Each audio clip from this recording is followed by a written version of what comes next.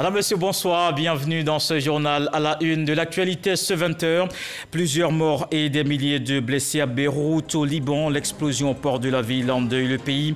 La Côte d'Ivoire exprime sa compassion. Le Premier ministre était ce lundi à l'ambassade du Liban en Côte d'Ivoire, Ahmed Bakayoko, aux côtés de la communauté libanaise éprouvée par ces tristes événements. Le chef du gouvernement a également signé le livre de condoléances. Face à la presse, un objectif, décrypter le message à la nation du président de la République d'ici août dernier. Le ministre de la Communication et des médias explique aux journalistes la décision du chef de l'État de briguer un autre mandat. Un processus électoral qui est en cours. Le porte-parole du gouvernement invite donc à se référer à la décision du Conseil constitutionnel.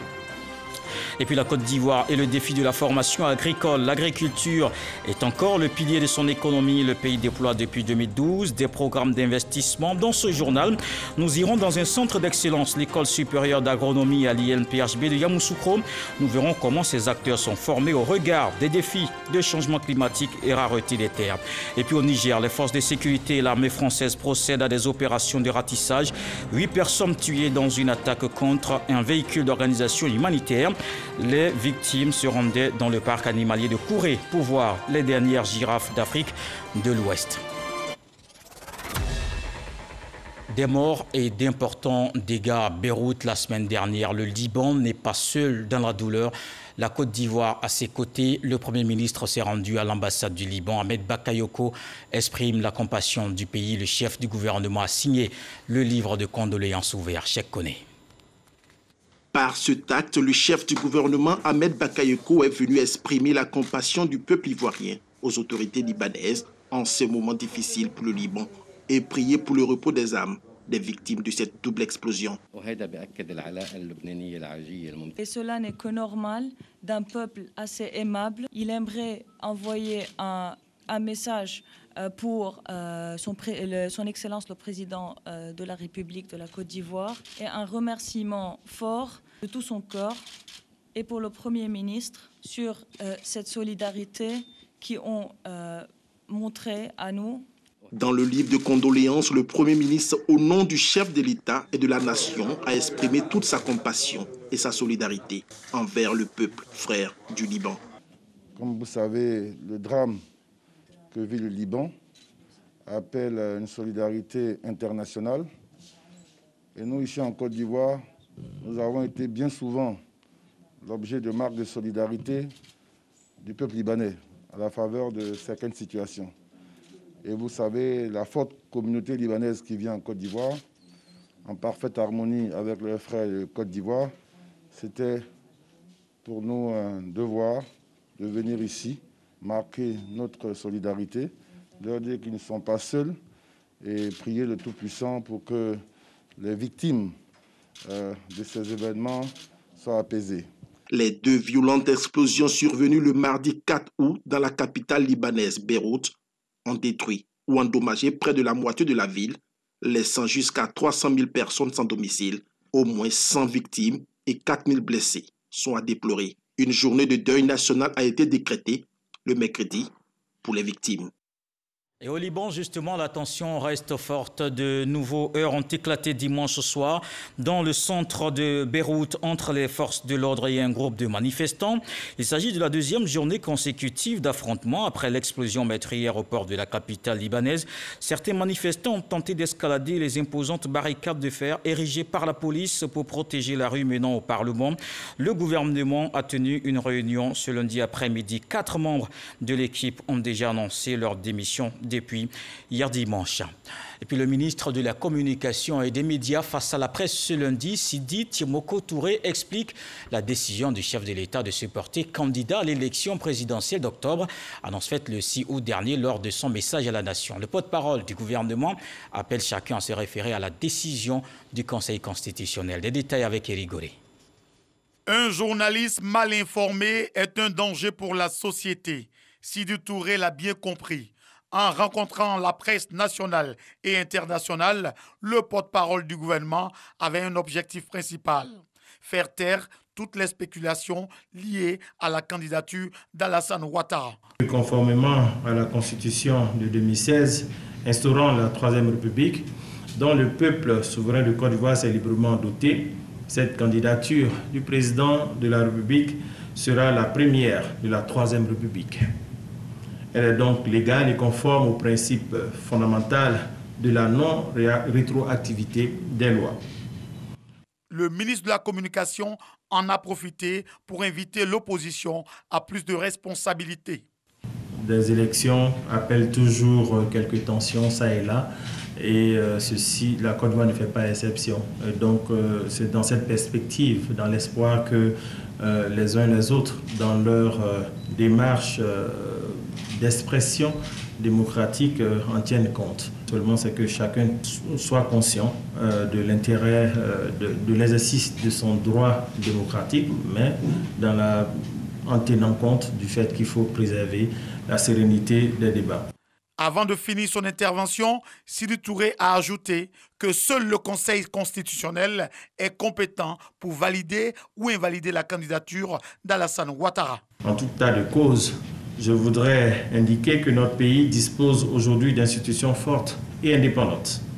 Et en la matière, il reviendra au Conseil constitutionnel de trancher définitivement sur cette question, ainsi que celle relative à toutes les autres candidatures déclarées. Pour cette élection du 31 octobre prochain, le FPI sera représenté par Afi Nguessan. Le PDCI présentera quant à lui Henri Konan Bédié et le RHDP a pour candidat Alassane Ouattara. Et revenons justement sur les réactions après l'annonce du chef de l'État candidat à l'élection présidentielle d'octobre. Un message à la nation suivi à Lakota. On voit l'ambiance dans cette ville avec Mamadou Kwasi. Parade de motos et de voitures à travers les rues de la ville de Lakota.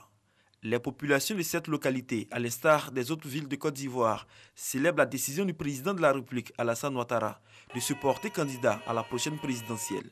Une annonce qui galvanise davantage les militants du RHDP de ce département. Et on l'a fait parce que nous voulons la paix ici à Lakota, mais la paix en Côte d'Ivoire, et nous voulons que le président Alassane Ouattara continue son œuvre de développement parce qu'il y a beaucoup à faire.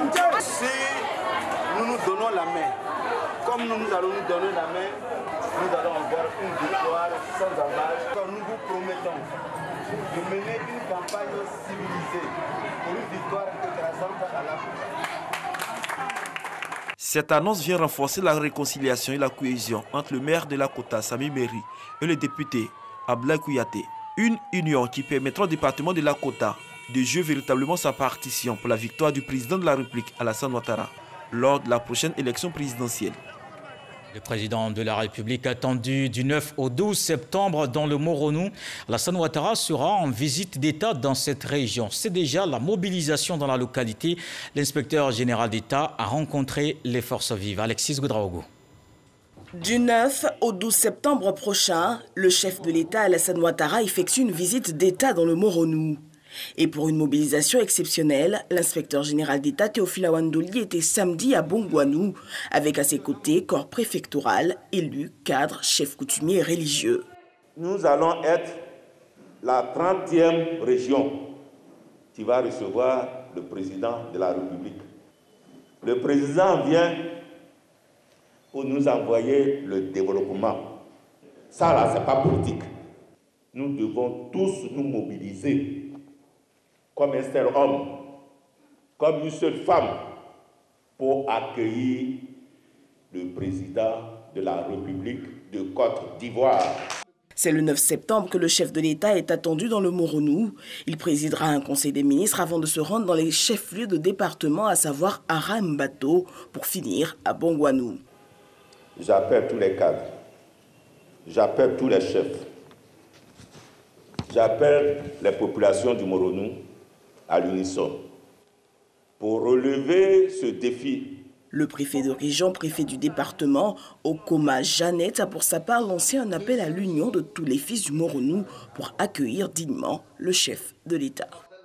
L'actualité, c'est aussi le processus électoral en Côte d'Ivoire qui est en cours. Le contentieux sur le listing se poursuit.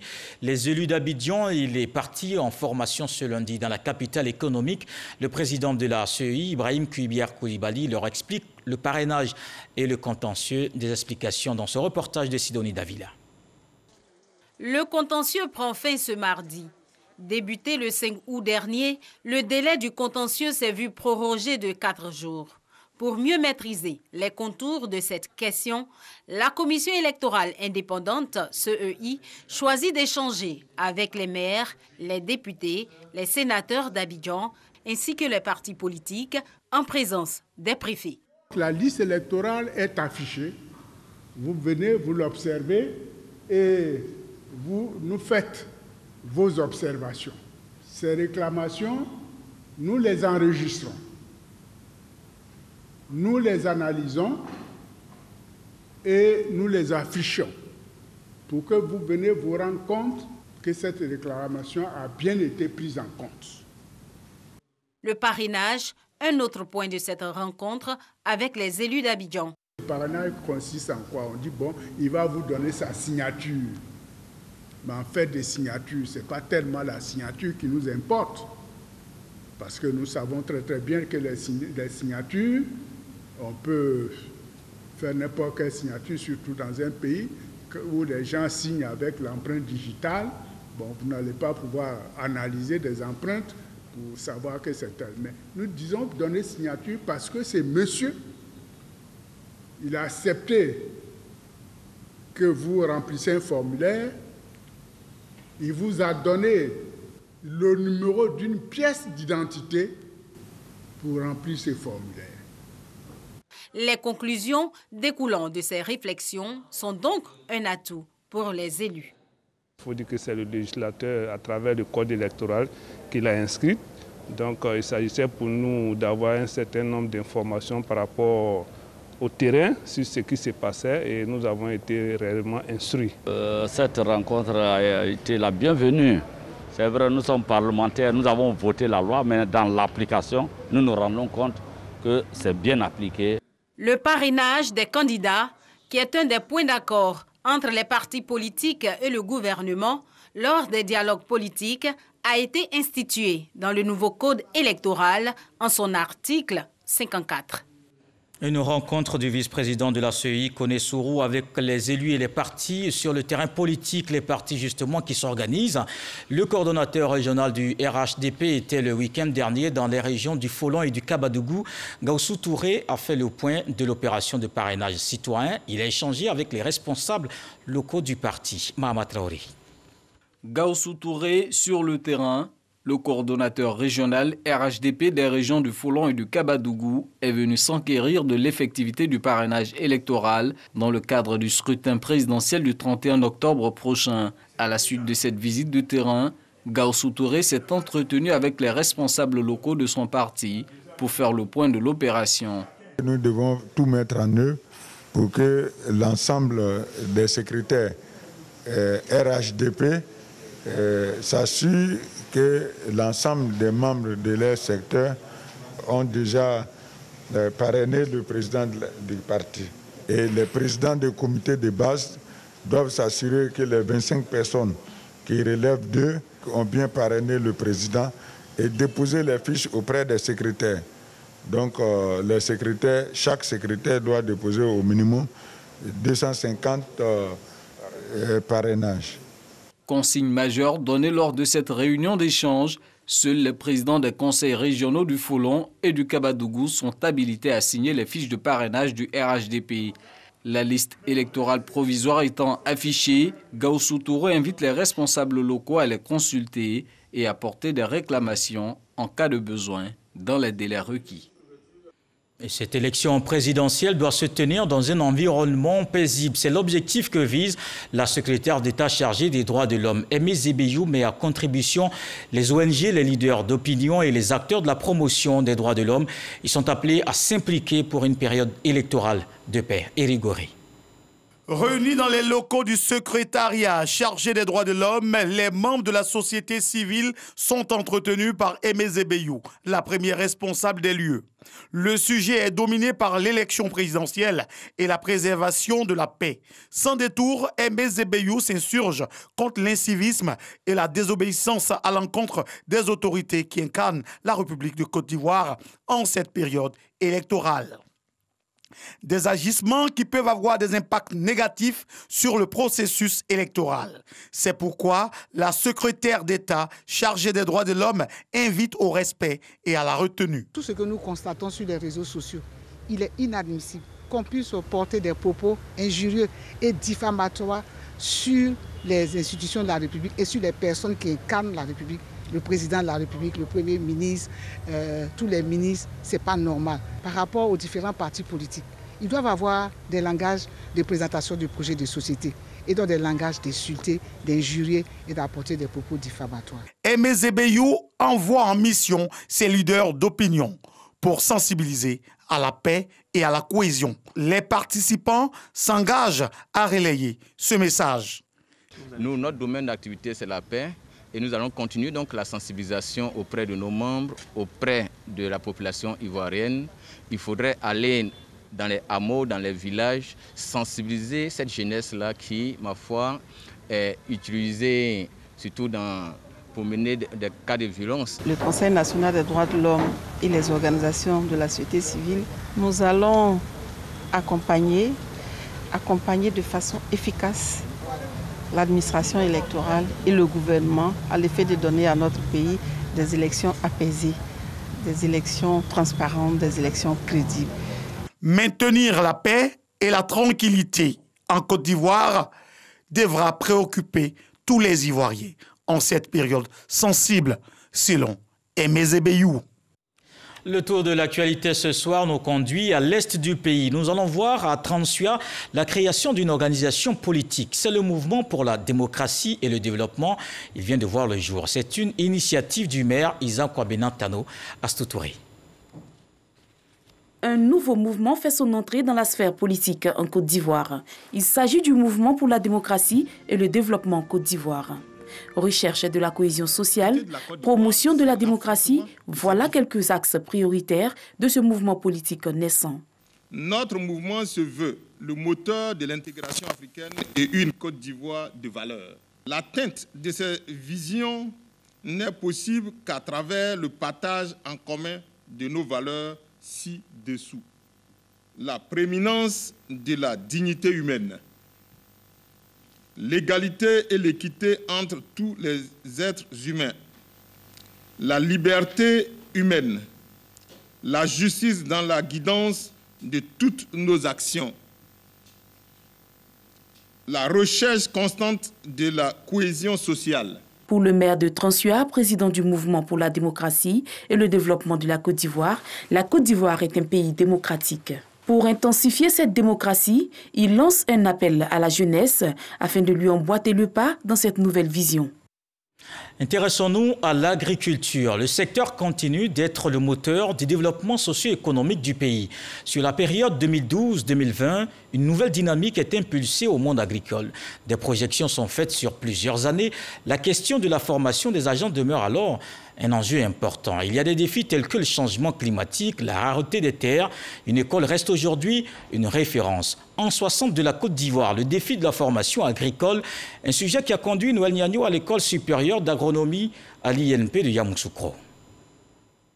L'agriculture, voici 60 ans qu'elle impacte positivement l'économie ivoirienne. Sur cette période, incluant les performances de la gouvernance Ouattara, de 2012 à 2020, après les achats de 1980 à 2010, relativement au programme d'ajustement structurel et la décennie de la crise sociopolitique. L'embellie de 2012 à 2020 est marquée par le record de production de cacao en 2017, 2 millions de tonnes de fèves. L'avènement du cajou, premier producteur mondial, les bonnes tenues des performances au niveau des autres spéculations, comme le cola, premier producteur mondial, le lactès, troisième en Afrique, et le palmier à huile, premier sur le continent. Un bémol sur ce tableau, la production du riz. La Côte d'Ivoire reste toujours tributaire du marché international pour satisfaire la demande intérieure, en forte croissance. En cause, l'insuffisance de la production nationale, 50% de la consommation. La croissance démographique, l'exode rural. Un Ivoirien sur 2 vit désormais en ville, là où on en dénombrait 1 sur 3 en 1960. Ce tableau a fait naître de nouveaux défis. Repenser l'agriculture devient une exigence vitale pour être en phase avec les exigences de l'heure. L'agriculture de demain doit être une agriculture plus moderne, plus technologique, plus digitale, et moins encombrantes, de sorte qu'elles réussissent avec un petit effectif d'agriculteurs à nourrir davantage de populations. Produits avec efficacité et efficience sont au cœur de la nouvelle agriculture. À titre d'illustration, ces bananiers ont été plantés en saison sèche, mais alimentés par l'eau du lac. Au bout de 8 mois, ce bananier produit. Donc le mois de juillet, août, septembre, notre pays, si on adopte ce type de système, on ne manquera jamais de nourriture, surtout au niveau de la banane. La deuxième chose qui est importante, vous voyez le bananier, il est en association avec le cacaoyer. Les feuilles de bananier, leur ombre protège le cacaoyer.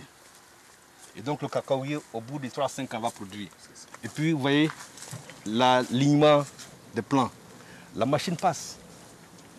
On n'a pas besoin de main-d'œuvre importante pour travailler dans une telle plantation. Donc, sur toute la chaîne des valeurs, cette école peut apporter maintenant son expertise, c'est de réfléchir à nos problèmes. Pour réfléchir à ces problèmes de l'agriculture ivoirienne de demain, il faut des agents de conception ou ingénieurs agronomes d'un genre nouveau.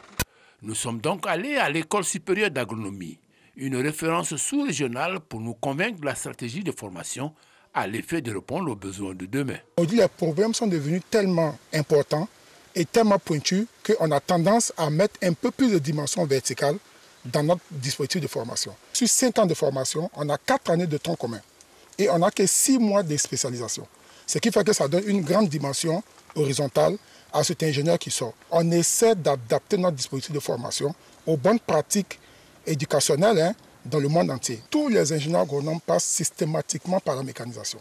Parce qu'on a compris qu'à une certaine échelle, on ne peut plus la faire de façon manuelle. En Europe, vous allez voir, il y a de moins en moins de producteurs, mais de plus en plus de production. Ça veut dire qu'on va avoir peu de producteurs demain, mais qui doivent être capables de produire sur de grandes surfaces et d'avoir des très hauts rendements. On forme les ingénieurs Bac plus 5. Ensuite, on descend aux ingénieurs de technique agricole Bac plus 4 et on forme les techniciens en Bac plus 3. Donc c'est comme si dans la formation, on respecte un peu une chaîne de commandement. Un ingénieur doit commander peut-être 4 ingénieurs techniques et l'ingénieur technique doit commander 10 techniciens. Finalité de cette formation, les paysans doivent changer de nature. La dimension maintenant d'entrepreneur, du leadership, c'est-à-dire c'est pas se cantonner à sa parcelle, c'est de voir l'environnement autour. Et quand on parle d'environnement, c'est la concurrence. Qui produit quoi, à quel moment il faut produire, est-ce que c'est rentable, est-ce que c'est facile. Donc ce sont des éléments qualitatifs et quantitatifs qu'on inculque à une personne pour qu'elle puisse maintenant transférer cette base de données à une autre qui ne connaît pas. Ghislain Kofi Kouakou, aujourd'hui vacataire à l'École supérieure d'agronomie, hier étudiant de cette même école et promoteur de la petite transformation, est un exemple des acquis de l'école pour une nouvelle approche de la formation. Cette entreprise-là permet de pouvoir collaborer avec 100 jeunes qui sont dans la production de manioc et 150 femmes qui sont dans la petite transformation du manioc comme produit dérivé. Et mieux, nous avons créé une plateforme qui fait des mises en relation entre producteurs, consommateurs, distributeurs ou revendeurs et les consommateurs.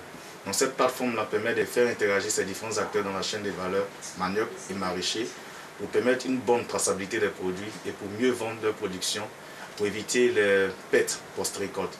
L'autre pan de l'école, la formation à l'exploitation des drones, la gestion de l'eau, quels que soient les moyens du producteur.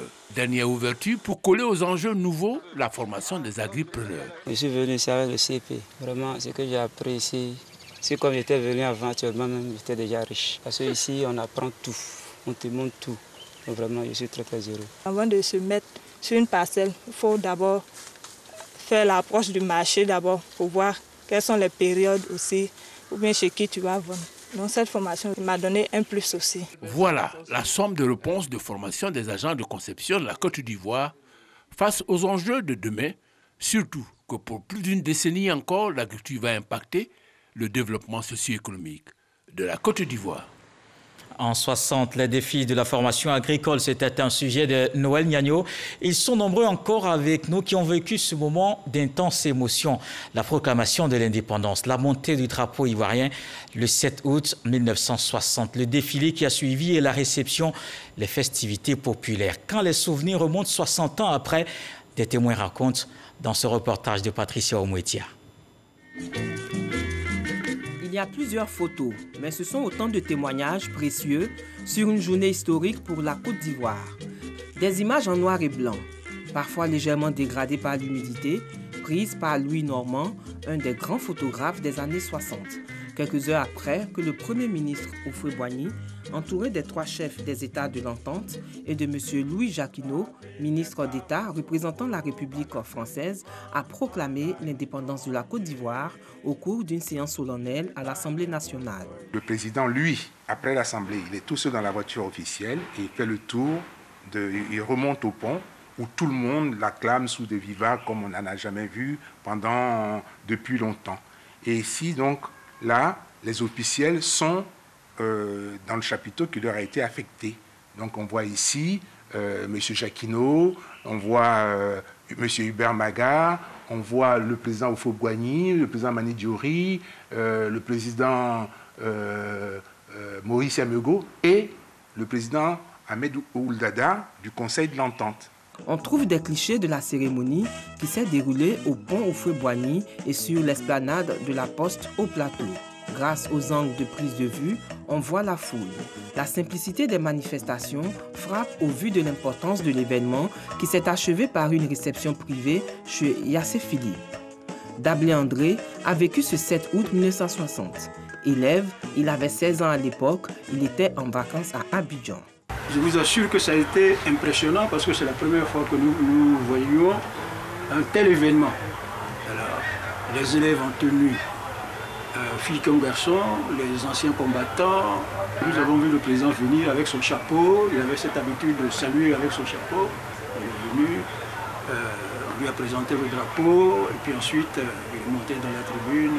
Puis le défilé a commencé. Il explique ainsi le caractère sobre de l'événement et souhaite la reprise des fêtes tournantes. Aujourd'hui, il y a eu beaucoup d'investissements qui ont été faits, mais si les fêtes sont tournantes, si on réinstitue cette tradition-là, elle permettra aux régions d'être en contact avec les responsables et administratifs et politiques. Aujourd'hui encore, ce bonheur se lit sur les nombreuses photos de groupe. On peut aisément lire la joie qui animait le président Houphouët-Boigny, constate Michel Buitruy du Fonds de photographie de Louis Normand. C'est ce publicitaire de formation qui détient ce patrimoine qui aurait probablement été voué à la disparition. Y a-t-il encore d'autres photos de l'indépendance dans des archives privées en Côte d'Ivoire? C'est très possible, car selon ces témoins, il faut remettre le père de l'indépendance dans l'actualité, car selon eux, il est oublié. Indépendance 2020, des festivités cette année impactées aussi par la Covid-19, mais la Côte d'Ivoire reste engagée à mettre fin à la pandémie dans le pays.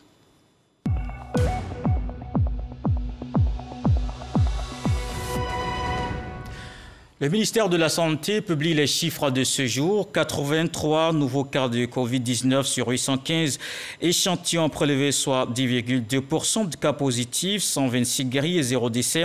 À la date du 10 août, la Côte d'Ivoire compte donc 16 792 cas confirmés, dont 13 052 personnes guéries, 105 décès et 3 641 cas actifs. Le nombre total d'échantillons est de 109 677. Puis le gouvernement fait régulièrement le point de la gestion de la pandémie.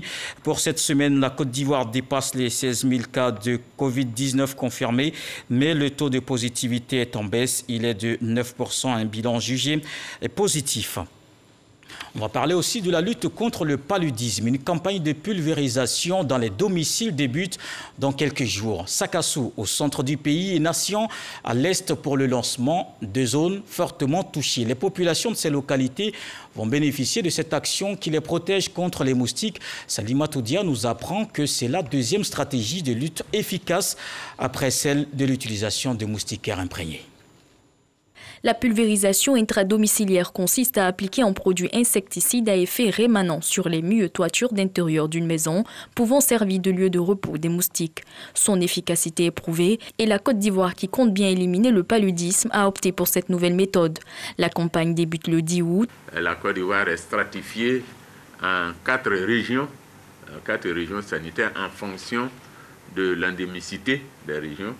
Et Sakassou est Nation dans la région du Boukani. Ces deux régions font partie des régions à forte endémicité.